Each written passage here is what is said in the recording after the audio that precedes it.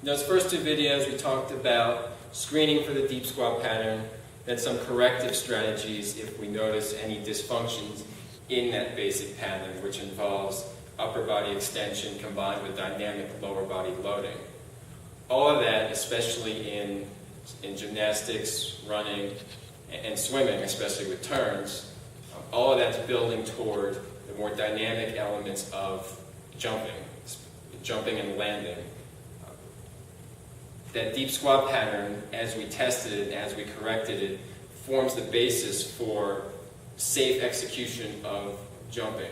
So many injuries occur when sloppy jumping form occurs. And most of the sloppiness, most of the dangerous technique actually comes in this inability to have basic landing skills. Landing skills that's important for all of those sports. Running is the entire sport is about landing and minimizing the time that foot to ground contact. Gymnastics, so many injuries occur with knees collapsing in when the gymnast lands.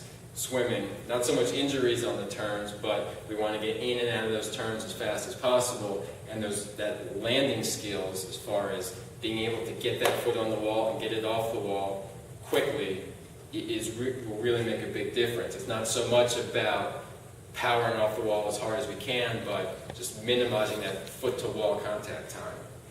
So one of the ways we can address those basic landing skills is all we're going to do is just practice landing. You can get in basically that deep squat setup position that we did at the beginning, and you're just going to, from here, just going to land like that, trying to land softly. Big key there, we want to get the hips working backward. We don't want to get the hips working forward and put all the load into the quads. We really want to engage those glutes and those hamstrings to support the load safely and take that load off the lower back, take it off the quads, take it off the knees. Demonstrate it once more. Big keys again, hips going back.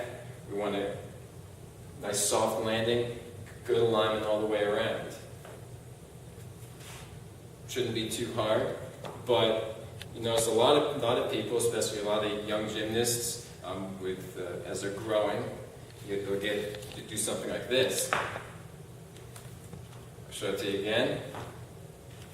Well, that's obviously not very good, and it's certainly a recipe for injury. So what do we do about it? Do we say, okay, keep doing it until you get it right? You say, push through that pain. That's one way to do it. That's probably not the way we'd recommend. But if you see that, big thing to do is, let's take a step backward. Instead of plowing forward with bad form on the jumps, let's take a step backward and correct that specific error. There are a bunch of errors that can occur, but this knees collapsing into something that definitely needs to be addressed. And we'll take you through an exercise. Catherine's helped. She's going to come out and hold the band for me. But this is one corrective exercise where, let's say you get to that jumping phase and you don't, you lose form, have those knees collapsing in. This is one exercise that will address that. So again, we're going to take our handy Gray Cook band with us. We're going to wrap it around the outside of our knees. Again, it's especially good for those gymnasts or for those runners when they do that basic jump. You can lower that down a little bit.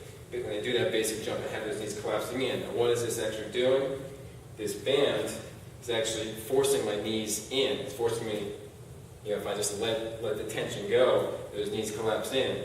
So what does that force me to do? It forces me to work extra hard to keep those knees nice and wide, keep them aligned where we need them to be.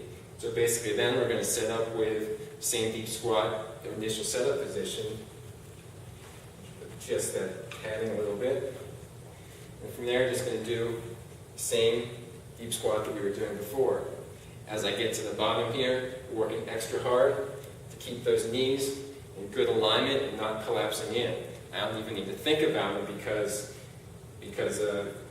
it's almost impossible to do it correctly without just engaging those lateral muscles to keep that alignment where we want it to be. So let's show it one more time.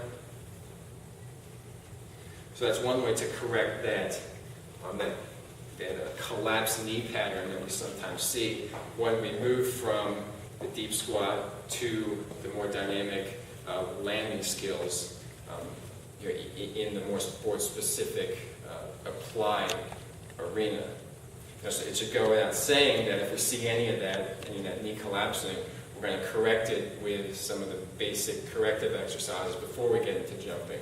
But when we do get into jumping, if we see something like that come up, then we might employ this band exercise or something similar to that to correct whatever jumping deficiency we noticed.